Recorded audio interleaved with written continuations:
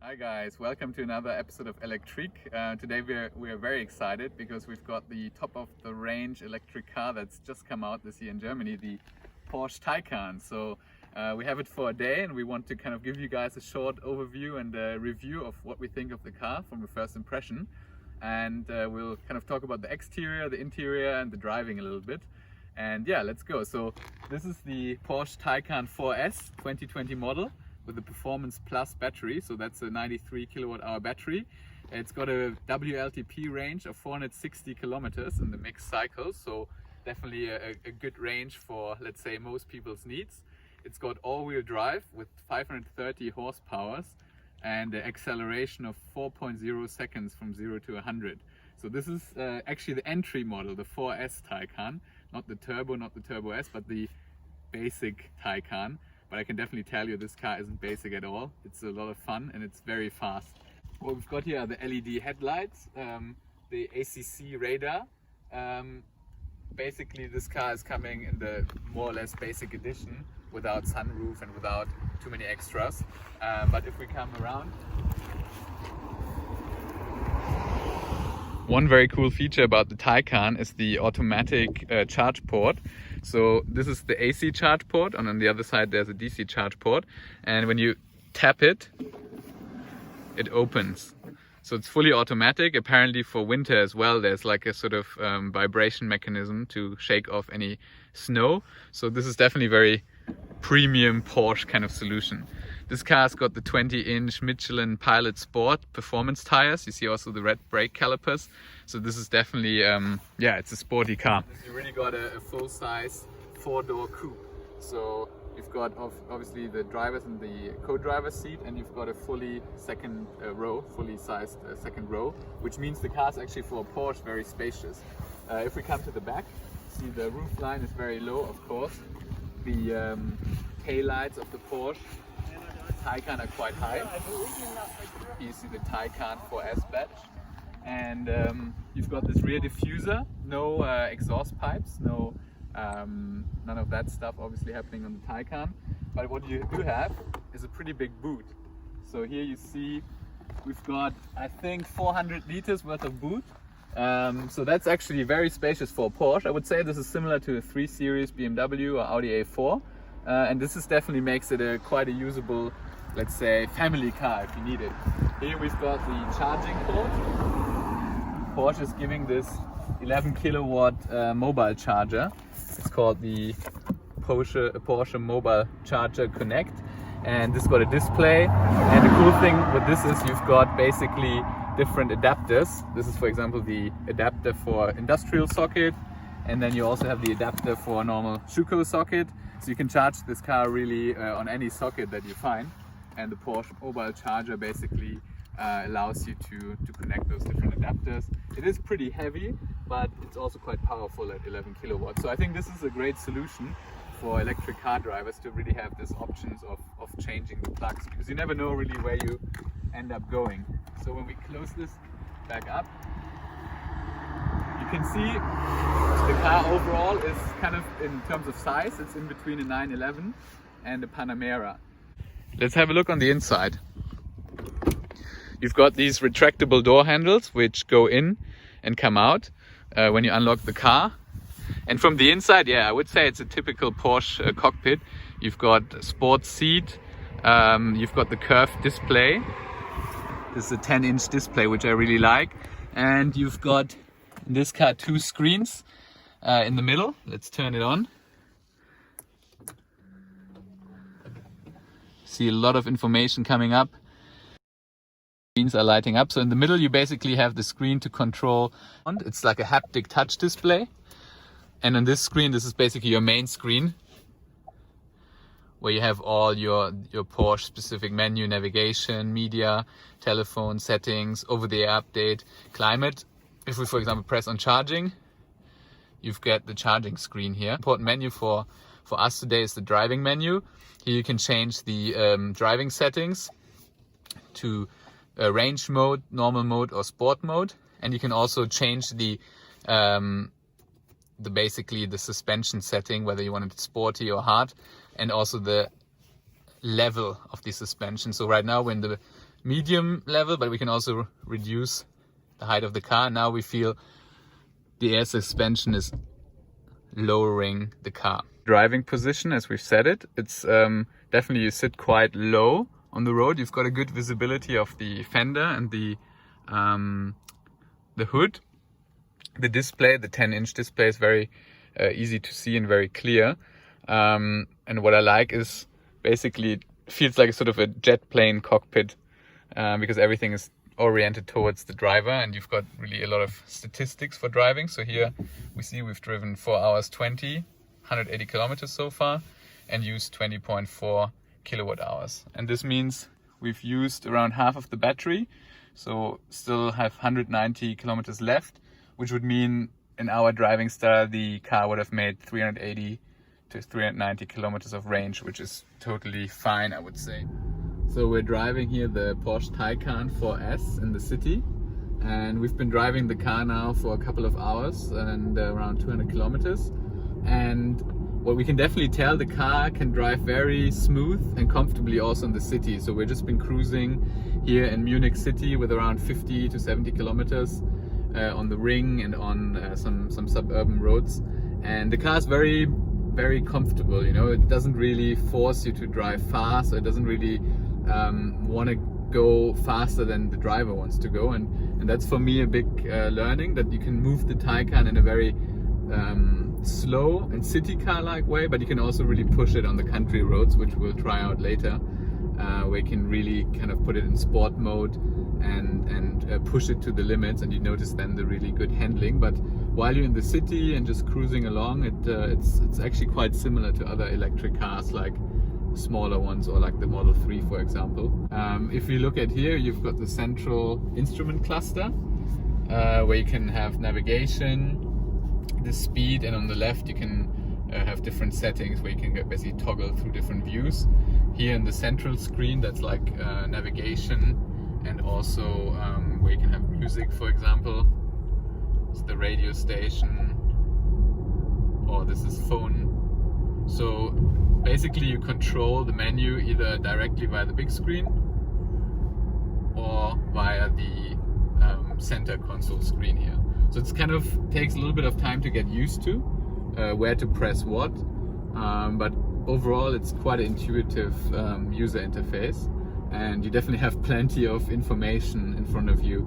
Like we can also here look at the trip statistics. We can see we've driven 3 hours 45, 160 kilometers. The average consumption has been 23.9 kilowatt hours per 100. So given for what we've driven, it's reasonably efficient. In the last car I drove, the small Peugeot, I had around 17.1 kilowatt hours per 100, and here it's 23. So this car is obviously a lot heavier at 2.2 tons. But the consumption, if you don't drive like crazy on the motorway, it's actually very reasonable for this kind of car size. The cockpit overall, the seating position is of course very low on the city, on the street. You've got a good visibility in front. The wheel is nice and big. The instrument cluster is also very clear and crisp, so you really see all the essential information like speed and consumption and whether you're recuperating. But overall it's really kind of a sports car feeling. You kind of really flat dash, really low on the road, and the seats are definitely quite firm and giving you a lot of let's say support on the sides. Overall I really like the cockpit. It's definitely very high quality and very kind of Porsche-like. Yeah, it definitely is a driver's car. But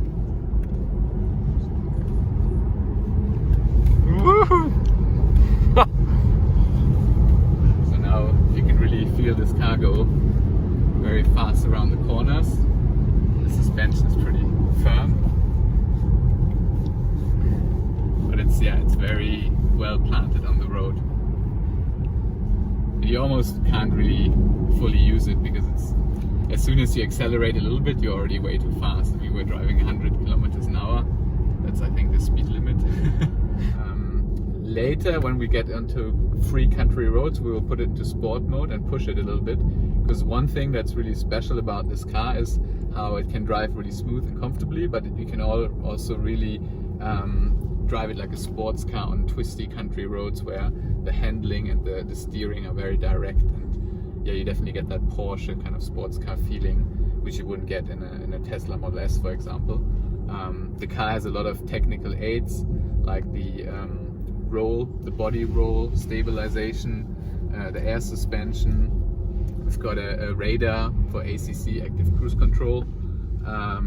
You've got all-wheel steering, so rear axle steering as well.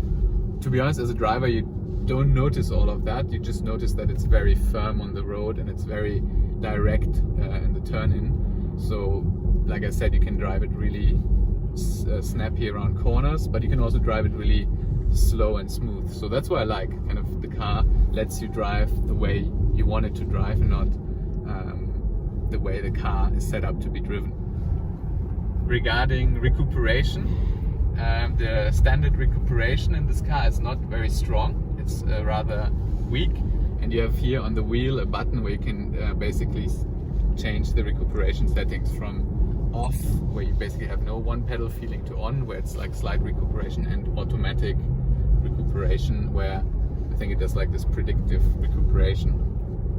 But overall, when you really want to brake, you need to press the brake, as we do here, and then the car uses the motor to recuperate some energy. And we can change this level of recuperation here.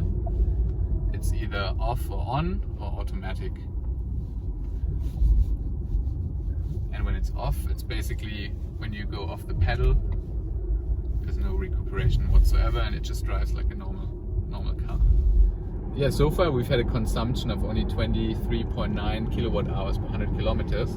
So there's been a lot of discussion on the Taycan's range and consumption, and I would say for a car in this class, it's a perfectly normal consumption. We've been driving a little bit on the motorway with higher speeds, a little bit in the city. So this is really, I would say, a good mixed consumption in the summer of, let's say, around 24 kilowatt hours. At our current driving, would have a total range of just below 400 kilometers, and that's realistic range. Of course, if you only drive motorway, you probably only get 300, 350. But at this kind of mixed driving we've done, 400 kilometers seems realistic, so it's on the same level as a Tesla Model S 90D or 85D, or the Tesla long range probably gets a little bit more, but I would say it's definitely the range is perfectly fine, and you don't have to worry about range too much. So now we put the car in sport mode, driving up the Schäftlarn Berg to see how it is in the corners. The suspension is quite comfortable and quite soft in the normal setting, surprisingly for a sports car, but now we've put it on sport, and now it's definitely firmer, and you notice the turn-in of the steering is much more direct. And you can really throw it into the corner, accelerate, and brake again. Yeah, so this is definitely much more direct and much better than any other electric car. It's almost like a tool, surgical precision.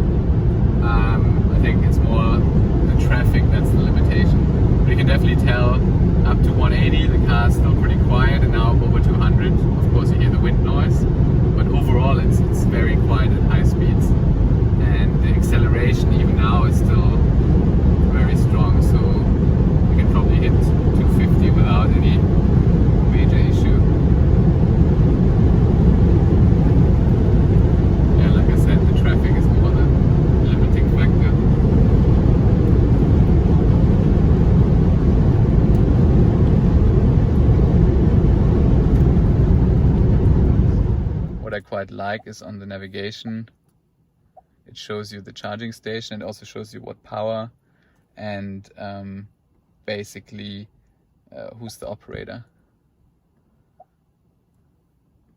Die Route wurde aufgrund der aktuellen Verkehrslage geändert.